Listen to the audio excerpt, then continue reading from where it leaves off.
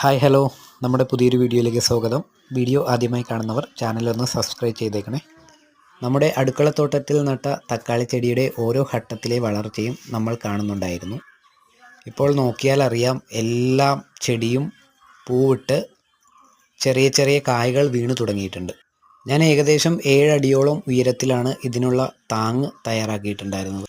ഇപ്പോൾ ചെടിയുടെ ഹൈറ്റ് നോക്കിക്കഴിഞ്ഞാൽ അത് 7 അടിക്ക് മുകളിൽ പോയിട്ടുണ്ട്. അന്ന് എന്നോട് പലരും ചോദിച്ചു, ഇത്രയും ഉയരത്തിൽ എന്തിനാണ് താങ്ങ് കൊടുക്കുന്നതെന്ന്. തക്കാളി കൃഷി ചെയ്യുമ്പോൾ നമ്മൾ ഏറ്റവും കൂടുതൽ ശ്രദ്ധിക്കേണ്ടത് അവരുടെ തണ്ടിന് തീരെ ബലക്കുറവാണ്.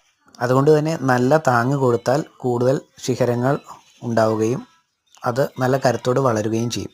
അതനുസരിച്ച് നമുക്ക് നല്ല വിളവും കിട്ടുന്നതായിരിക്കും. ഞാനിതിന് ആഴ്ചയിൽ 3 വട്ടം കഞ്ഞിവെള്ളം പുളിപ്പിച്ചത് ഒഴിച്ചു കൊടുക്കാറുണ്ട്.